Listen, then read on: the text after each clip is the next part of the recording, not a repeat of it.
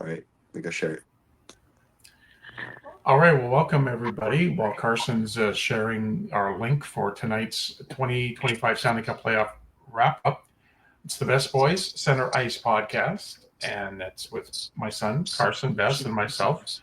And we've been doing the podcast weekly here for the last couple of years, but during the Stanley Cup playoffs, we get more involved. We do wrap ups every night, and this is night 6 of the Stanley Cup playoffs. Round 1, we're still in. And some really good games tonight. Yeah, The first night of the playoffs wasn't that great, but I tell you what, these games have gotten better for the most yeah, and I part mean those as games we've really gone weren't. on. They weren't bad. It's just they weren't close. That's They the weren't that's the close. thing. But we had some good ones tonight and some surprises in my mind. Yes. We'll start out with the Panthers and the Lightning. They were only playing game 2, Yeah. and the Panthers had a 1-0 lead, and it's in Tampa Bay. Tampa Bay's got the home ice here, and Panthers win 2-0. Mm-hmm. And let's see, the Lightning only had 19 shots on net. Like, if you're in a playoff situation and you only get 19 shots on net, that's not even what, maybe 7. That's not even 7 Not even shots a seven a period. period. It's like barely over six a period. Yeah. Barely over 6 a period. And this is a Lightning team who are very strong, got a lot of It great got offense. better.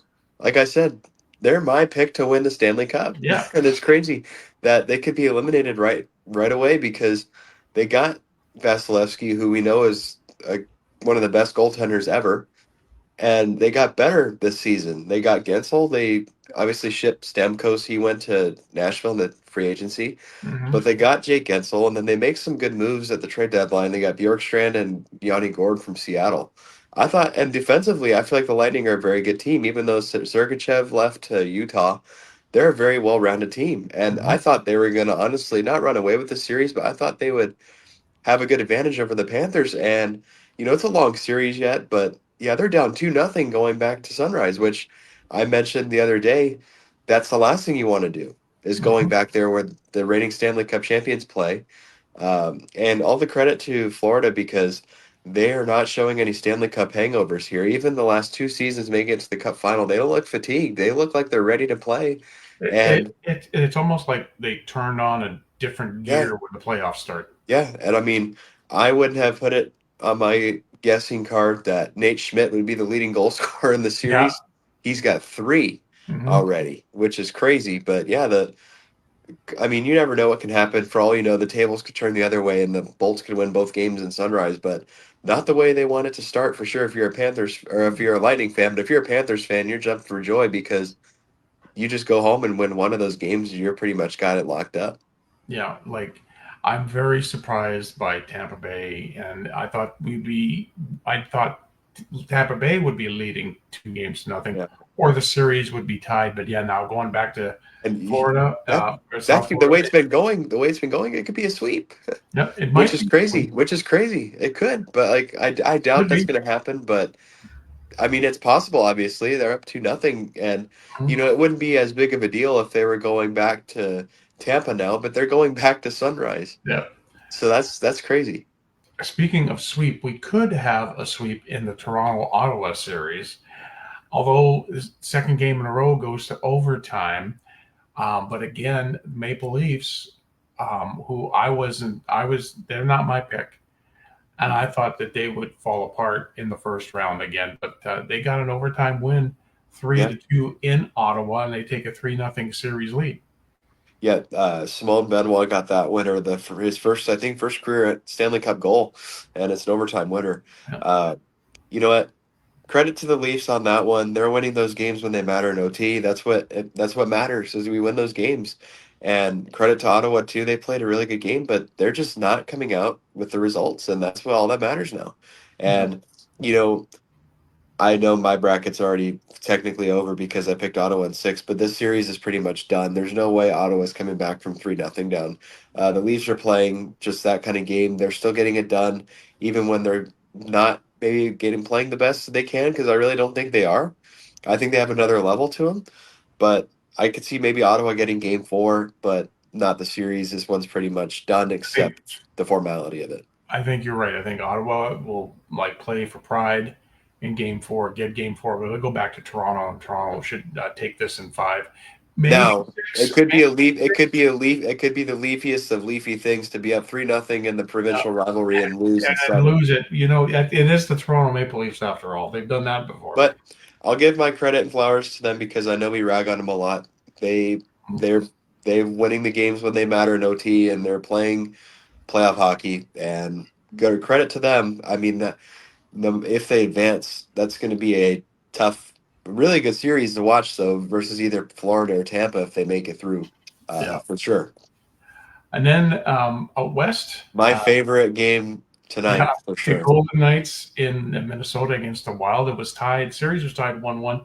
Tell you what, everything's all good in the state of hockey. That's for sure in Minnesota.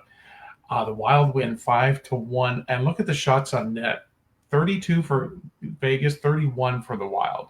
Yeah, 5-2 final, and the Wild came out cooking in the front of the game. They scored a couple quick ones in the first, and then they end up being up 3-0 after the first, or was it 2-0 after the first period?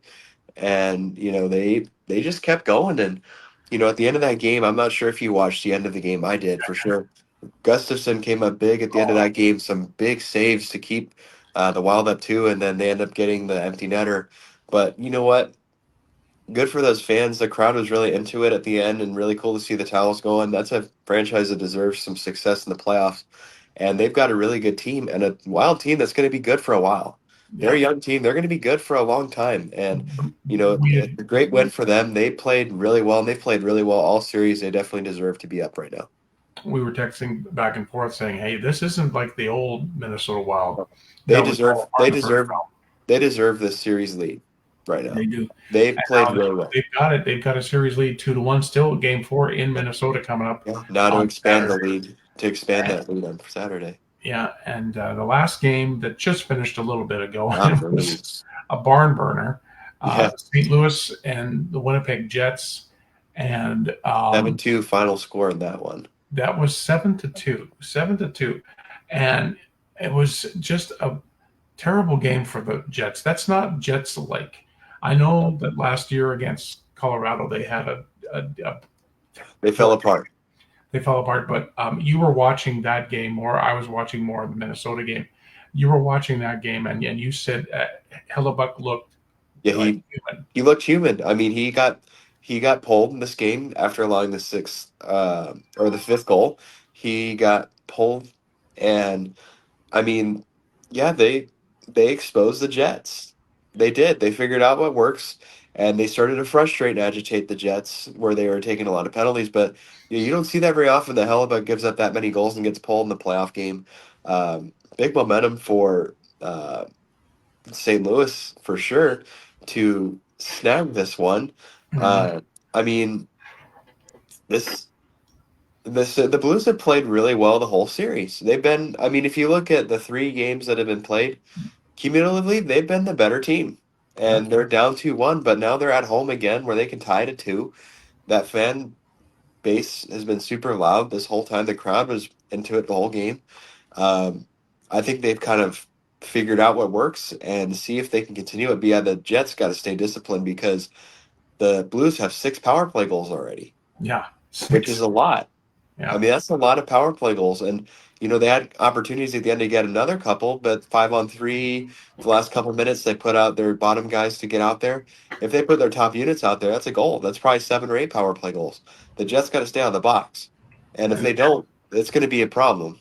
yeah, And the much Jets like the are LA Edmonton series, the Jets got to stay out of the box or they're yeah, going to or they're be going to hurting. be in trouble. And They only had eighteen Bennington's shots been on net. yeah, Bennington's been Bennington. I mean, he hasn't let in very many goals this series, only 5 uh, Mhm. so far, 6 maybe so far. He's been really good. Yeah. Uh, and, the Blues, I like the way they're playing. They've got the momentum on their side. They just got to continue playing this way, and the series is going to be tied, most likely, I feel like. Yeah. So that was tonight. Let's move on Now, to I've got, before we go to tomorrow, okay. I want to ask a question I was thinking about earlier. I wanted to ask here. Who is your player to watch so far in this playoff round? Oh Of my goodness, who do you think is that? I've got mine already. I know mine. Christoph in Yeah, Minnesota. yeah, I I think agree. coming out of nowhere. Him Caprice, and Boldy. Boldy, like they went back and forth on goals tonight. Yeah, Uh, Boldy's got 4 already. Kaprizov's got 6 points. mhm. I think my player to watch, you're not going to like this one, sorry, but is Kempe from Yeah, LA. I mean, he's got well, 7 points. Kempe has always been tough on the Oilers, even in the playoff years before when they would lose to the Oilers. He was the Oiler. He was the guy that would get 12 points Yeah, but in the series. I definitely agree with Kaprizov. He's been my guy to really tone because he is a star. And not saying those guys aren't like Boldy and Kempe, but Kaprizov has been that guy. Yeah. He's playing like it right now. I really like the way they're playing. Um, I mean, you've got two out of the 3 guys we named are on the same team, Hmm. which is Boldy and Kaprizov, and they're top 2 or 3 in point scorers in the playoffs. But I agree, Kaprizov is my guy that has been the must see TV right now. Yeah. That Minnesota team is fun to watch. I tell you what, I was watching that game tonight. That team is fun to watch, much like the San Jose Sharks.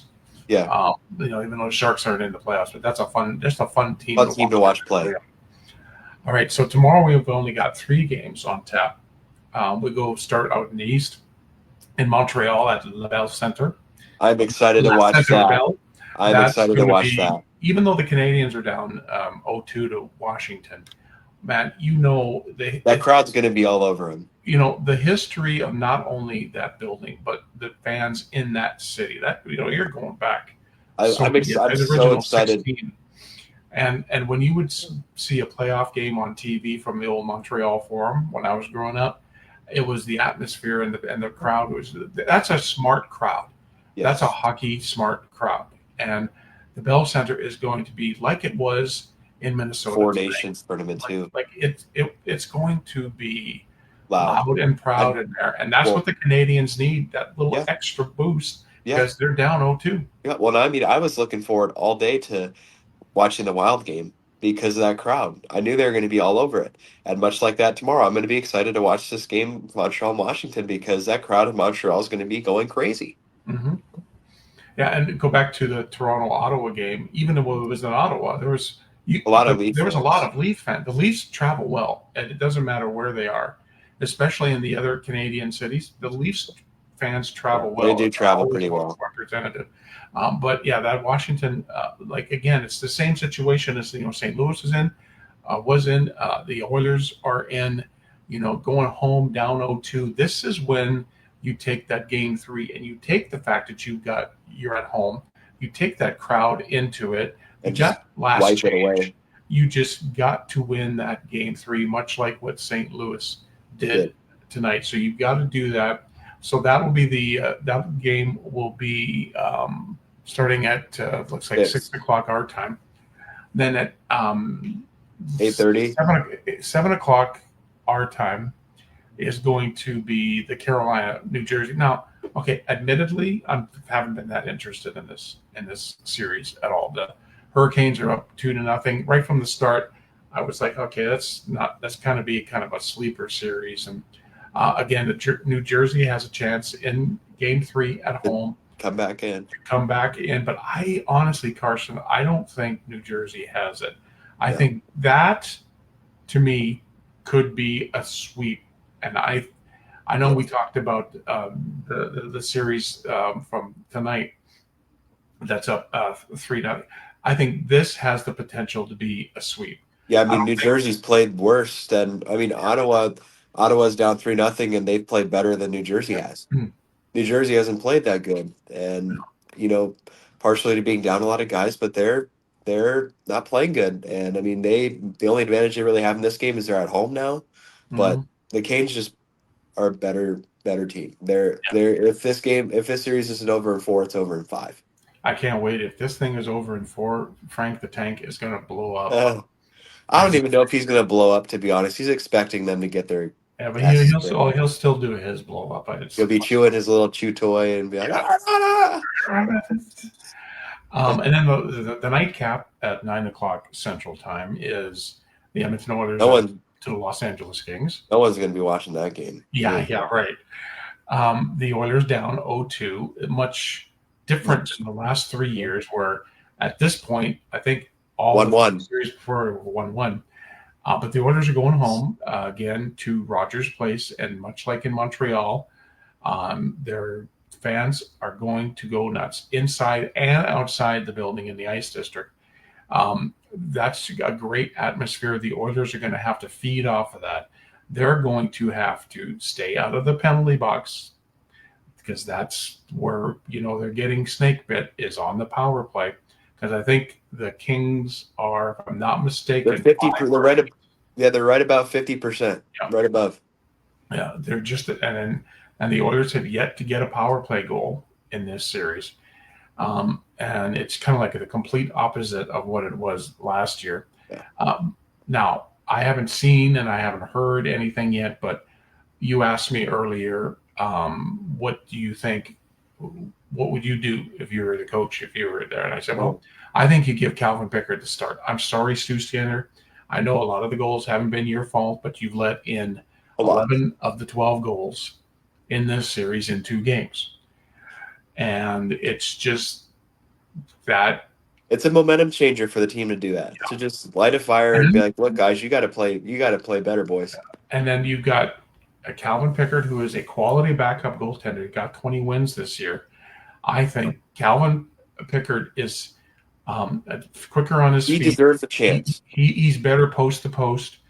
And deserves a chance. It's like I just, how long do you go with a guy like Stu Skinner, who is a good goaltender, but he's just his confidence isn't there. Well, and you let it go one more game and you're down 3-0, and that's going to be hard to come back from. Like you just mentioned, I gave my thoughts to you earlier on this. I think they need to try to elevate maybe Podkolzin and elevate him on line 1. I really think they need to try it, because they need to split McDavid and Draisaitl, because that's the only offensive production happening right now is on that line. Off of it, nothing else is really going on other than power plays, or not power plays, but like 6-on-5. Nothing else is happening. Whereas if you split Draisaitl and McDavid, that's half of your team that's offensively ready to go, and the other half can grind out the Kings' bitter guys, because now the Oilers are going to have last change, which is going to make this game look a lot different, I feel like, because the matchups are going to be different. But the Kings don't want to go home tied. They want to be up or not even have to go home and play. So the Oilers are going to have they're going to have a hard task here. They're the team this time that has their backs against the wall. Yeah. Not like the Kings did previously, because every year in the past the Kings did. Now it's the Oilers' turn to have their backs against the wall. Let's see how they play like this. Well, you saw it in the Stanley Cup Finals last year. They were down 0-3 and their backs were against the wall, and they came back. Well, they're going to have to muster some of that up to get out of the first round. But it's going to be a very interesting game. I think another thing, I agree too, that they got to split Draisaitl and McDavid up. It's their better all-around team with them two on different lines. Like, you can go to them in a situation when you need to, like late in the game, if you need that goal to tie or something like that, or go ahead. But not at the beginning. No, not from the start. No, and as then you get the other guys involved, and you got 2 top lines. You move Ryan Nugent-Hopkins to the center of the third line. You got another quality center. You're pretty solid right up the center with Henrique on the fourth line. So I think they go back to that. The defense has to play better in their own zone. Also, just even like paying attention to their passes in the offensive zone, because I've counted 2 or 3 goals by the Kings where it was the Oilers had the puck in the Kings zone, bad pass at the point, and it's gone. It's an odd man rush, or and the Kings get in and they score. So they got to tighten that up. It'll be interesting to see. I'm excited to see the fans, the crowd, how they react. Yep. This team, when you look at it, the Edmonton Oilers on paper, they should be beating teams like the Kings. They should be, in the Stanley Cup final. But you are playing a top. You got to play the game. You have to play a game. Yeah, you have to play the games. You're playing a Kings team who is the best Kings team since their Stanley Cup team. Yeah. I think the best team they've had. They've had some pretty good players over the last few years, but all together with the moves that they made in the offseason and even at the trade deadline, This They're a good team, team. they're a strong team. They deserve to be up 2-0. And we'll just, again, the game of hockey is just so exciting because you just never know. You could look at, Washington and Montreal, that's a 2-0. Carolina and the Devils, that's a 2-0, although I don't think that's going to change much. Oilers and Kings are 2-0. You look at all of them, really. Washington, you look at it, Florida and Tampa Bay, but it could turn on a dime. It could just turn on a dime. The other team could get going. And, like I said, if you're down 0-2, you'd rather be down 2-1 than 0-3 because 0-3 is much more difficult. Yes, it is. I agree. So, anyways, that'll be tomorrow's game. That's tomorrow night's game. We'll be on, by the looks of it, probably about 11:45. 11:45 tomorrow night here on Facebook. We'll go over here quickly again just to recap where we are in the brackets. In the East, Carolina leads New Jersey 2-0. Toronto leads Ottawa now 3-0. That could be the first sweep of the playoffs.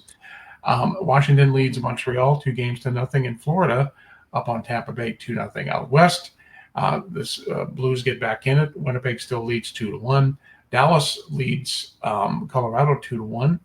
Minnesota leads Vegas 2-1, and of course, as we just mentioned, the LA Kings lead the Edmonton Oilers 2-0. So more exciting Stanley Cup hockey. You can catch our podcasts, these nightly recaps, on the Best Boys Center Ice podcast on YouTube, which is available on the Refocused Radio Network with Shemaya Reed. Shemaya has been posting these every day when we get them. It's usually gonna be on Facebook here in just a bit. We'll repost it on Facebook, but it'll be on our YouTube channel tomorrow once I get to it and be able to upload it. It'll also be on Spreaker tomorrow. Yep. And then I'll do a wrap up.